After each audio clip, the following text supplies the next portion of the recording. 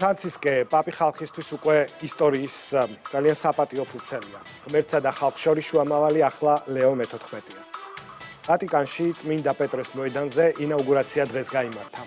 ახალი პონტიფიკოსი მრევლის წინაშე პაპო მობილით გამოჩნდა. ეპოქალურ ცერემონიას მორწმუნეებთან ერთად სხვადასხვა ქვეყნის ლიდერები დაესწრნენ. ვატიკანშია საქართველოს პრეზიდენტი მიხეილ ყაველაშვილი, ამერიკის შეერთებული შტატების პრეზიდენტი ჯეი-დი ვენსი. საპატიო სტუმრების სია საკმაოდ გრძელია. ლეო მე-14-მ ეკლესიას ერთიანობისკენ მოუწოდა და პირობა დადო, რომ ავტოკრატი არ იქნება. პონტიფიკოსი მალე კიევში ვიზიტსაც გეგმავს. ქეთი ქარდავა აშუქებს ისტორიულ პროცესს და ვატიკანიდან გვერდდება პირდაპირ ეთერში. ქეთი, საღამო მშვიდობის, რამდენიმე კვირა უკვე უშუალოდ თვითმხილველი ხარ მთელი იმ პროცესის, რამაც ინაუგურაციამდე მიიყვანა ახალი პაპი. გაგვიზიარე აქცენტები, რომელიც დღეს ისმოდა ადგილზე და რა ხდებოდა მთელი დღის განმავლობაში. დღეს ერთგვარად დამაგვირგვინებელი იყო ღონისძიება იმის, რაც დაიწყო რამდენიმე კვირის წინ. დიდხანს სიცოცხლე რომის ახალ პაპს ეს შეძახილები ისმოდა წმინდა პეტრეს მოედანზე და ჩვენ დავიწყოთ საქართველოს პრეზიდენტით. მიხეილ ყაველაშვილი ხვალ შეხვდება რომის ახალ პაპს.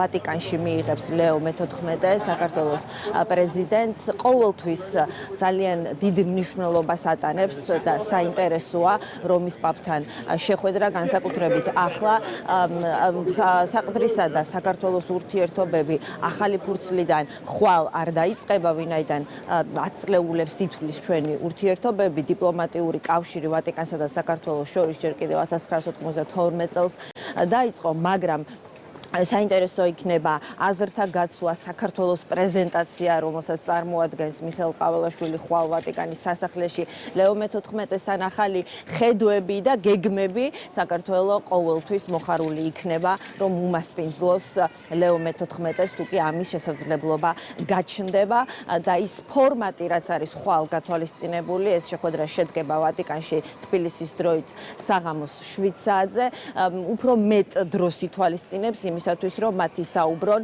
საქართველოზე და იმ ურთიერთობებზე, რომელიც ჩვენ გვაქვს. დღეს მიხეილ ყაველაშვილი სხვა სტუმრებთან ერთად იმყოფებოდა ვატიკანში. თქვენ ამ კადრებს ახლა თვალს ადევნებთ. ის შეხვდა ლიდერებს, შემდეგ ეს ღონისძიება ითვალისწინებდა მას შემდეგ, რაც დასრულდა საზეიმო ლიტურგია, სტუმრებთან მისალმებას, სადაც ჰქონდა მას შესაძლებლობა იმის, რომ პირადად მიელოცა, აღსაყდრება. დანარჩენს უფრო მეც გავიგებთ ხვალ, როდესაც შეხვედრის შემდეგ გავესაუბრებით მიხეილ ყაველაშვილს. დღე კი ძალიან ემოციური იყო, მაშინ დაიწყო ყველაფერი, როდესაც პაპა მობილით გამოჩნდა ლეო მე-14 აქ ვატიკანში. 250,000 ადამიანი იყო შეკრებილი. ძალიან საინტერესო იყო მისი სიტყვაც. ლეო მე-14 თქვა, რომ ჯერ კიდევ ხედავთ ჩვენ ძალიან ბევრ უთანხმოებას, ძალიან ბევრ ჭრილობას, რომელიც გამოწვეულია სიძულვილით, ძალადობით, ცრურწმენებით და განსხვავებულობის შიშით. საქართველოს პატრიარქმა ილია მეორე მიულოცა აღსაყდრება ლეო მე-14-ს განცხადება, რომელიც გავრცელდა, მასში ვკითხულობთ, რომ წინააღმდეგობებით სავსე ურთულეს პერიოდში უმნიშვნელოვანესი იქნება სიმტკიცე რომის პაპის არა მარტო კათოლიკური სამყაროსთვის, არამედ მთელი მსოფლიოსთვის, რომ ჩვენ საქართველოს და ვატიკანს გამორჩეული ურთიერთობები გვაქვს, რომელიც ეფუძნება პატივისცემას და ასევე ილია მეორეს წერილში წერია, რომ კონკლავის გადაწყვეტილება, რომ აერჩიათ ლეო მე-14 არის დაფასება პიროვნულად მისი, როგორც უკვე ყოფილი კარდინალის და ასევე ძალიან დიდი პასუხისმგებლობა. ძალიან ბევრი დეტალი იყო საინტერესო და გამორჩეული, მაგრამ გამოვყოფდი ერთ-ერთს, რომელიც მართლაც საოცარი სანახავი იყო, მაშინ, როდესაც დამთავრდა საზეიმო ლიტურგია და პაპი იღებდა სტუმრებს. იყო ერთი სტუმარი, რომელიც იყო ნამდვილად გამორჩეული და ის იყო პაპის უფროსი ძმა.